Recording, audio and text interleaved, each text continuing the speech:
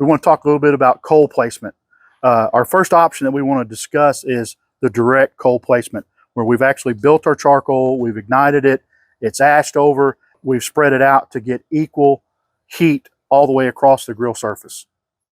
One of the things we want to talk to you about on coal placement is we're going to do our indirect, where we're going to take our shovel after our coals are ashed over, we're going to move everything to one side.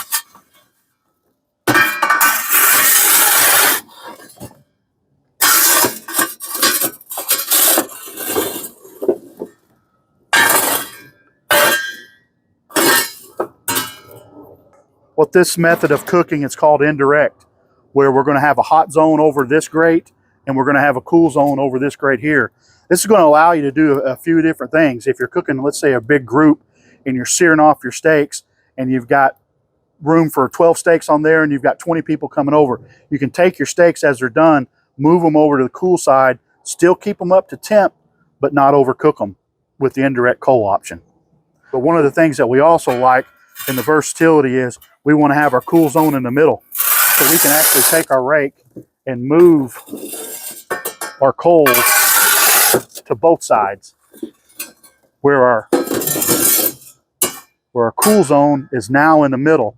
This gives you a lot of different options. You can actually place a cast iron grate in there to catch some of the drippings going off of whatever you're grilling, but it gives you the flexibility to have a bigger cool spot right in the middle and have continual heat on the side. So if you're running a bigger cut of meat that you need a lot more grill grate placement, you can set it right here in the middle and be able to have some heat from your charcoal on both sides. We've shown you a couple different coal strategies here to be able to spread your fire out. We've got the center indirect, we had the one-sided indirect, and now we're going to talk about the rotisserie indirect, where our rotisserie bracket is on the back side of our grill grates here, where you can adjust it, and we're going to move our charcoal to the front of the grill to give us an indirect heat source where you don't have to worry about any kind of flare-ups. So we're just going to be taking our coals. You can do this one or two ways. You can use the shovel or you can use the rake. Both of these come with your grill. So now we're moving everything to the front, away from our rotisserie far enough where you're not going to have to worry about flare-ups. And with the drop-down drawer, you can just scrape everything up, move it out of your way, and then you can just close your door.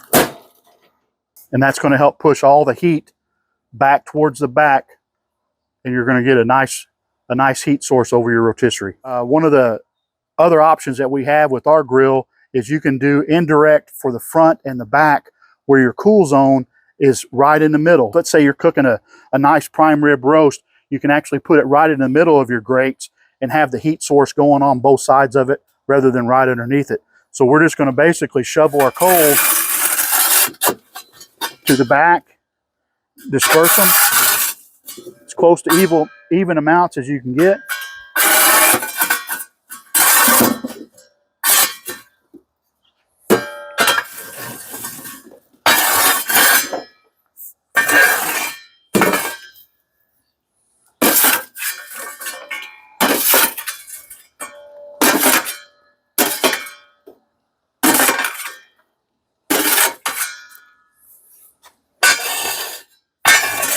Okay.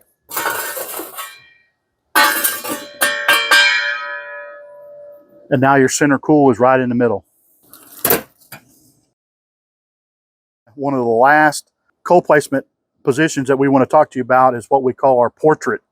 So if you're going to do a suckling pig or a big cut of meat on the top, we want to be able to give you heating options from all sides. So basically, from the front and the back indirect cooking method, we're just going to be basically moving a few coals to the sides, to both sides, and then leaving the middle exposed again.